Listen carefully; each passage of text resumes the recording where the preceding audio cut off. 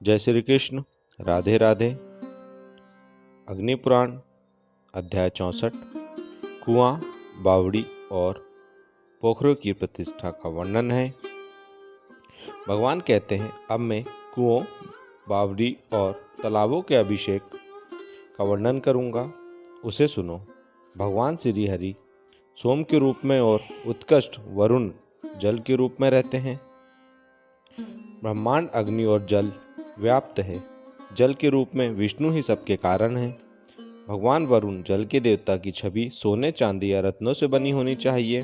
प्रतिमा के दोनों हाथ होने चाहिए। दाहिना हाथ शरण दे रहा हो और बायां हाथ नागपाश पकड़े हुए हो, और वह नदियों और नागों के साथ हंस पर बैठा हो। यज्ञशाला के मध्य में अग्निकुंड युक्त वेदी होना चाहिए। भगवान वरुण के लिए पत्थर का बना हुआ घड़ा रखना चाहिए। अग्निगृह में के प्रवेश द्वार पर घड़ा रखना चाहिए, जो अर्धगोलाकार आकार का या शुभ आकृति का स्वास्तिक हो सकता है। जल के लिए बड़े गड्ढे में अग्निदान करके अंतिम आहुति देनी चाहिए। मंत्र के ये तेशते के साथ स्नान आसन में वरुण की छवि को स्पर्श करना चाहिए। इसके बाद पुजारी द्वारा मूल मंत्र के उच्चारण के साथ इसका घी से अभिषेक किया जाना चाहिए। शमनो देवी के पाठ के साथ आठों घड़ों को शुद्ध जल से धोकर उनका अभिषेक करना चाहिए। पूर्वी घड़े में समुद्र का जल रखना चाहिए। दक्षिण पूर्व में घड़ा, दक्षिण पूर्व में गंगा जल, दक्षिण में गंगा वर्षा का जल, दक्षिण पश्चिम में नदी का जल पुलिंगित में जल रखें। उत्तर पश्चिम में नदी, उत्तर में झरने का पानी, उत्तर पूर्व में पवित्र स्थानों का जल रखना चाहिए। उपयुक्त सभी के अभाव में मंत्र उच्चारण के साथ नदी का जल इन घड़ों में डालना चाहिए।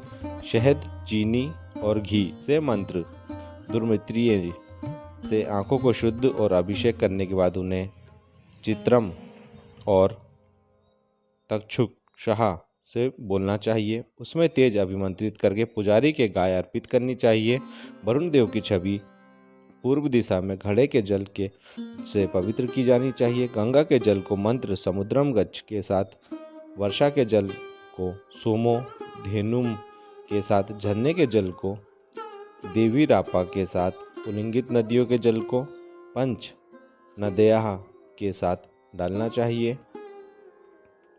उर्वधित के साथ झरने का पानी, पवित्र स्थानों का पानी पवमानी के साथ, पंचग्रप आपोही सथा के साथ और स्वर्ण घड़े का पानी हिरण्य वर्णम के साथ छवि को स्नान कराना चाहिए। वरुण देव को तालाब के जल से वरुणा दभिया के साथ पवित्र करना चाहिए।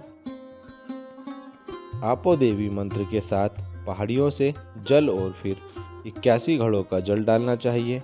फिर छवि को वरुणस्य से स्नान कराना चाहिए और तत्रो वरुण से पीने के लिए पानी लेना चाहिए।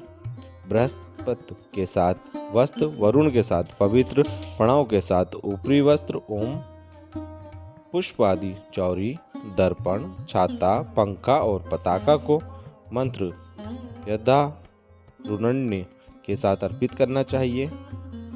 छवि को मुख्य मंत्र कहते हुए उठों के साथ ऊपर उठाना चाहिए और उस रात प्रारंभिक अभिषेक किया जाता है। देवत्व की उपस्थिति वरुणम चा द्वारा संपन्न होती है। इसकी यदा वरुणन से पूजा करनी चाहिए। मूल मंत्र के साथ छवि में प्राण डालना चाहिए और फिर से गंध आदि से उसकी पूजा करनी चाहिए।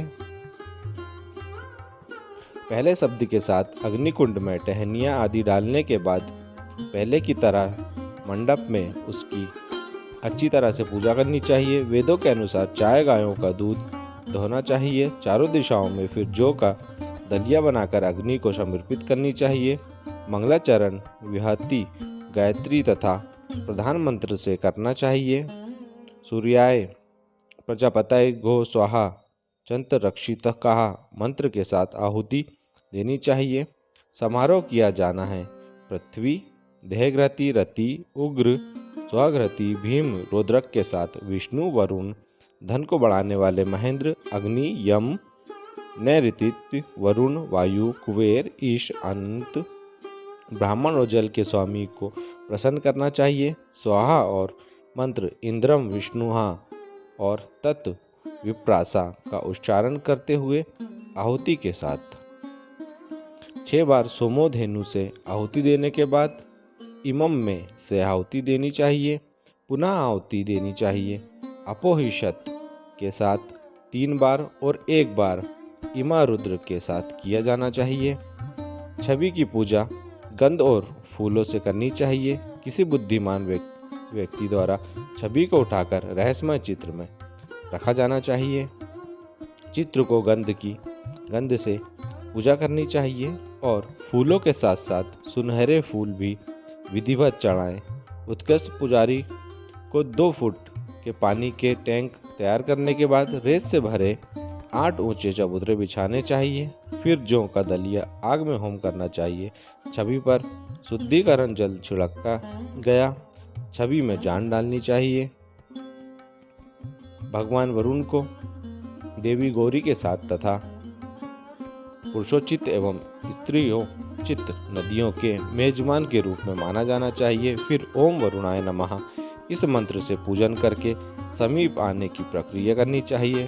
प्रतिमा को उठाकर हाथी आदि की पीठ पर और 8 शुभ वस्तुएं ब्राह्मण, गाय, अग्नि, सोना, घी, सूर्य, जल और राजा के साथ ले जाना चाहिए। अपोही षष्ठा का उच्चारण करते हुए इसे उस घड़े के पानी में विसर्जित कर देना चाहिए जिसमें 3 मीठी चीजें डाली गई हों।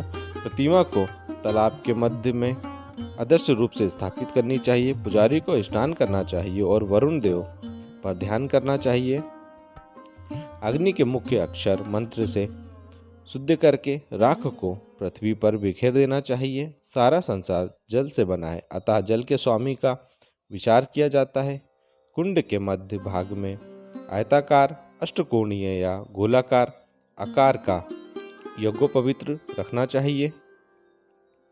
भगवान के प्रतीक की पूजा करने के बाद एक कुएं के मामले में बलिदान के उद्देश्य से उपयोग किए जाने वाले पेड़ से बने खंबे को 10 हाथ जमीन में गाड़ देना चाहिए। चौकी के नीचे सोना या और फल रखना चाहिए।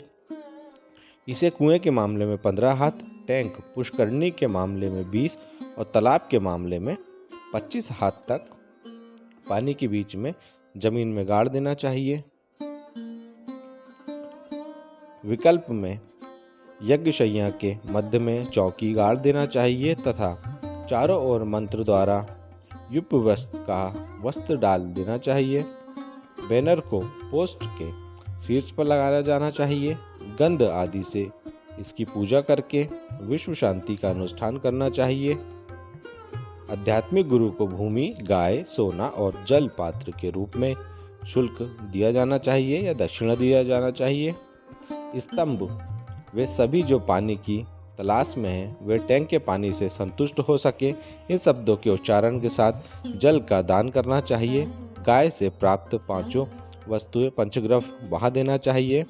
मंत्र अपोही षष्ठा के 3 बार उच्चारण के साथ ब्राह्मणों द्वारा पवित्र जल तैयार किया गया और पवित्र स्थानों के पवित्र जल को टैंक में छिड़का देना चाहिए और गाय के झुंड को दान दिया जाना चाहिए। अभिषेक करने वाले को कभी पाप नहीं लगता क्योंकि गाय, बैल तथा अन्य जानवर उसका जल पीते हैं। जल टैंक की प्राप्ति से मनुष्य सभी पुण्य प्राप्त करता है और स्वर्ग को जाता है। इस प्रकार आदि अग्नि महापुराण में कुआं, बावड़ी और पोखरे की प्रतिष्ठा का वर्णन नामक 64वां अध्याय पूरा हुआ। जय श्री कृष्ण। राधे राधे।